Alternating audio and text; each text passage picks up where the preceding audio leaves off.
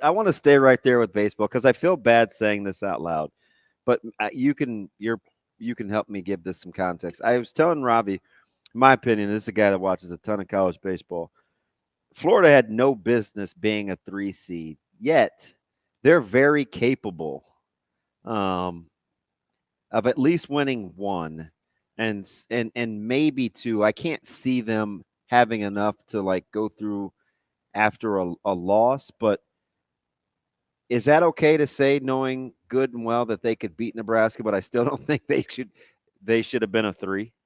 Is that fair? Yeah, it totally makes sense. They have a good one swing offense. So what they do is they hit home runs. They don't score a lot of runs, but they can hit home runs. And so when you get in a park like Oklahoma State, how many runs does it take? Well, it might only take 5 if Jack Caglione pitches. And they might be able to put up 5 runs. Let's say Brett Sears, pitches 7 and gives up 2. Florida can hit home runs. And so, they are a team that doesn't really rely on anything except, the one swing. And the danger with a team like that is in a 1-game scenario, they can hit 3 home home runs a game. So Nebraska's got to watch out for that. I think they've got to be mindful of those situations. They got to make Florida work. You can't walk guys. Obviously, you can't put guys on base. But this is a team where you got to be thoughtful about where you're putting your pitches and not putting them in places where they can just turn on them and knock them out. Because again, Oklahoma State's got a park, makes it pretty easy to go out. So that's a challenge for Nebraska. Yeah, Florida's, if you're comparing Florida and TCU's resume, TCU has 11 more wins in a pretty good league. Obviously, Florida had a really, really hard schedule. And the 11 teams in for the SEC, I just don't know. It felt heavy for me, especially given it was interesting. I mean, South Carolina had to get hot at the right time. LSU obviously went on their run. It was just a weird. The seeds really didn't hold. A&M, who was so dominant almost all year long, kind of fluttered down the stretch. Their last third of the season was quarter of the season was just okay. Baseball is such a brutal sport. It is. I appreciated what Kyle Peterson wrote on Twitter, I think early this morning or late last night, about it's time to get rid of the regional 2-3 seeds, because I don't think that's very fair to some of these teams to have to face some of the teams they have to face. It's a tough assignment. For example, Southern Miss is probably the 18th or 19th seed overall, maybe 20th, and they got to go to Tennessee. And that's just kind of a raw deal for a team that probably deserved better than that. But beyond that, I think, on our little preview video that we did for the World-Herald, I predicted chaos. Like, I think it's going to be wide open. Maybe Tennessee, gets there and you feel good about them. But a lot of these seeds are not. I mean, the number 2 seed overall is Kentucky. And Kentucky also drew a ridiculous number 2 seed in Indiana State. It's very good. And Kentucky has never been here. And so they may not make it. And you realize they were a 2 seed in their own conference tournament, right? Yeah. That's just. Yeah. I mean, that's, the number 1 seed is the number 1 overall seed. So, they're special for sure. But they didn't play like it, though. That's what I'm saying. It's like just it's just a weird, fickle sport. I mean, ask Creighton, right? It's for sure. I think there's a chance that you could have multiple number 3 seeds in the College World Series. I think there's a chance that you could only have 2 national seeds in the CWS. I think there's a lot of different things that could happen. I don't think there is a good explanation for the explanation that was given for why Arizona is as a national seed is that they won their regular season conference and they won their conference tournament. Now, I give them credit for the tournament, but they won their regular season conference in part because, Oregon State had some games rain out, which is just kind of a weird reason to, to say that somebody won a conference. You know what's funny Anyway. is I wonder at the time. No, that's fair because I wonder at the time if they would.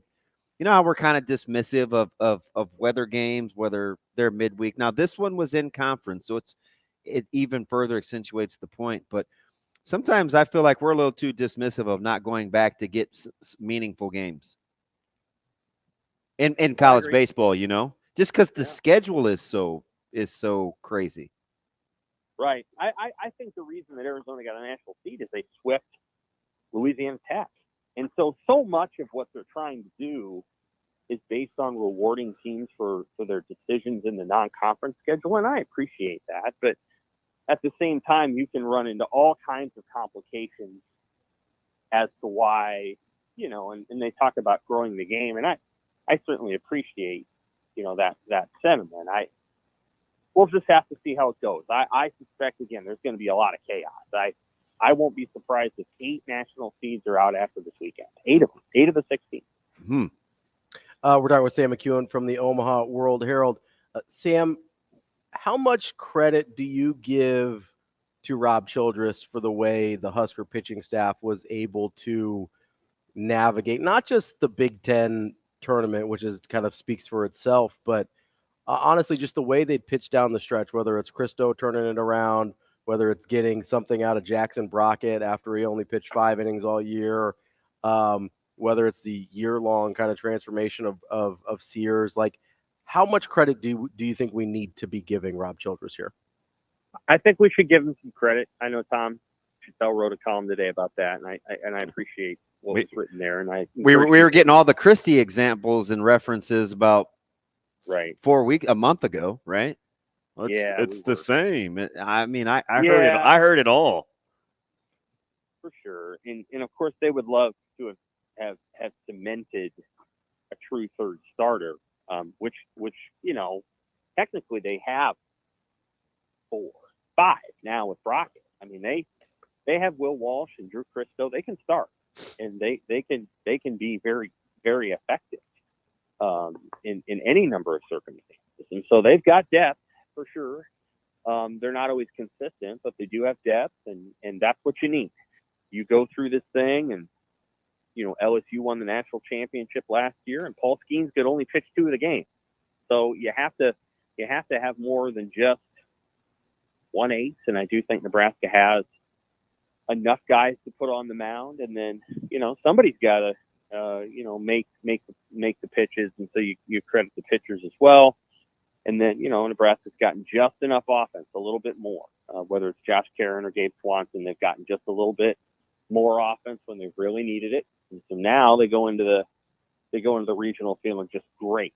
Now that can all change in one night. Again, if they put Caglione on the mound and he goes 7 innings and gives up 1 run, then everything's back to where it was. But I think Nebraska needs to feel really good about where it's at right now. Sam, it's interesting too. My buddy Aaron, we were going back and forth this morning, and I forgot all about this because I was just talking about the triumvirate stories. And we talked to Brockett 2 weeks ago on the show, and he's like, you realize he wasn't even traveling for a lot of the year. Like, it's incredible. And that's why I kind of dubbed this team the Gritty Gang. It's just incredible how we do a lot of griping and complaining. And if you'd asked if they were a 2 seed in a regional at the end of the year and Big Ten champs, like we would have taken it. But do you remember all the hand wringing and consternation real time? That's what makes sports incredible, right? Because the expectation levels change and they're super fluid, but we were super hard on this baseball team. Absolutely. Yeah. And sometimes, again, one of the things about sports is, and this, is that it is kind of a bottom line event. And sometimes you get hot at the right time and you prove your process true. And that seems to be what's happened here. And there's no time like that moment to take advantage. Like lots of people could have said, well, they got to the final, Penn State was hungry. They wanted to make it. Nebraska lost. It's okay. They still can do it in the regional. And I'm like, no, this is it. This is the moment to win this tournament and make a memory that you're never going to forget. The Nebraska women's basketball team had that same moment. Now they were playing a much better team in the Big Ten tournament. up there. But you don't really, you just got to take the moment as it comes. Like, you have to seize the opportunity that's in front of you. And Nebraska baseball did that. And again, they never take that one back. Like, the regular season championships are great, and of course they mean something, and yay, but most people are not going to remember the 2017 and 2021 regular season titles. But everyone will remember what happened on Sunday. And so this team, again, it's hot. Now, it is baseball. Things can change. Like, you get up against a great pitcher on Friday, and nobody knows. He may come in and lay an egg. It's entirely possible. I mean, they're really a cold team. They won't have played for 10 days. Who knows what will actually happen on Friday? But you know, at this point, Nebraska's hot. Are you surprised that they named Sears this early? Oh, no. Okay. Nebraska? No. Yeah. No. I think you do what you do. Paul Skeens pitched last year against Tulane, a 4 seed. Nope. You do what you do. You have to assume. No, I meant that they were that matter of fact this early. Not that he's actually throwing. No. It just okay. No, I think you just keep it on schedule, and you do what you do. And you know, now later in the regionals, they may need Brett Sears again. But you try to do the very best you can to keep things. I know one thing. Normal, and you get that first one. Mm-hmm. Boy, you are in cruise control with their depth. But I do like what you said, though, because they can be inconsistent, but, man, they got a ton of options. They do. And he'll just, you know, Childress isn't afraid to lean on him. I mean, we didn't even talk about Caleb Clark. You know. Caleb Clark is another one. I don't think we said McConaughey yet. Jalen Wordley has been very good, and he's not starter, but Jalen Wordley's done a nice job. It was good to see him. It was good to see him on the back end the other day. That's kind of where I thought he would go because he's capable. He is, and he's actually been pretty good. Yep. They don't throw him a ton of innings, but he's been consistent. Caleb Clark might have the best stuff on the team, got better down the stretch for sure. So they have a lot of people who have watched the team all season long or followed along. Know how many pitchers they have, and also know that a lot of them are still relatively young. Like, you know, they're going to be around for 2 or 3 more years unless they get drafted. Where I think Nebraska's gotten just a little bit better is just in making sure that they're not walking a bunch of guys. And on top of that, their offense has gotten a little better. Like, Gabe Swanson was a non-existent bat for months. And then for him to return the way that he has in the last 2 weekends is pretty notable, because that's almost like adding a player back that you didn't have for most of the season. And if he's back, you know, that's a run per game. And that could be the run that wins in the region. How about Karen not missing pitches? Like, I don't think people they'll look at the numbers and they'll say, oh, that's cool, that run. Mm-hmm. But in baseball, there's this thing, like when you get balls that you can drive. I remember good coaches will always tell you the difference between really good hitters and guys that just hit the baseball is they don't miss their pitches, right? That's what Barry Bonds did. When he got the most amazing thing about Barry Bonds. When he got a strike, one pitch a week. It was annihilate. Like Karen's ability to drive the ball with power when he had the opportunity, like he just didn't miss. Not in the Big Ten tournament, didn't. And he didn't really miss the weekend before either. No, he was on a 2-week bender. Yeah, he's been really good. He was seeing that thing like a balloon. Yeah, they needed that. They needed somebody on the offensive side of things to really step forward, and you know the way that Bryce Matthews and Anderson did last year. But you know that again, this is a team that's playing really well. I want to remind people that the number 1 seed in this region has choked many times in this scenario. Wow. They have. Jinxie Smurf right there. You said it out loud. I thought it, so I'm guilty too. They're probably. Good too. They are They're good. Good too. They're good. They've choked. They're good. Before. And they've really, you know, they have not handled this situation well. They've hosted a ton of regions, and they haven't emerged from many of them. They got a great ballpark, though. They do. It's a little but offensive other for me, teams, but other teams like that ballpark too. it's a little too offensive for me, but it's a beautiful park. Right. So we'll see what happens. I think Nebraska's got an incredible opportunity. I do think this. The other side of their bracket, they're not going to be playing Clemson. It'll probably be Vanderbilt. Clemson's another team that's really good at choking. And so the way this thing's set up, it's not going to surprise me if it's Nebraska and Vanderbilt in a super regional. And then you got to decide where, I don't even know where they go. You got to decide where the super regional's at. So there's a chance here that Nebraska's still playing baseball in Haymarket Park. I'm not ruling it out because I don't think that the 6th seed on the other side is very good. Oh, Sam, the eternal optimist. Well, I'm just trying to be honest. I picked Duke to win the College World Series. Duke. Okay. Who I think is a better team than Clemson. We'll see. Offensively, they're no. It's look at their run differential. Their run differential indicates that they are a top 7 team, and why they didn't get a seed host, I don't know. It doesn't even make any difference. I think Duke's gonna tear through their small regional, and then we'll see if they're able to get to the CWS. But I think a lot of the seedings are all jumbled up, and I think Clemson and Oklahoma State are not among the top 8 teams. And so I think Nebraska's got a real chance there. I really do. Yeah, we're talking with Sam McKewon from the Omaha World-Herald. Sam, there was a Parker Fleming on Twitter that power ranked the regionals, and it would kind of go to what you're saying here. Stillwater is in the bottom third of the toughest regionals for the entire tournament. Obviously, you mentioned Oklahoma State is fallible in these situations. Does that leave Florida as the team you're most concerned about in the regional?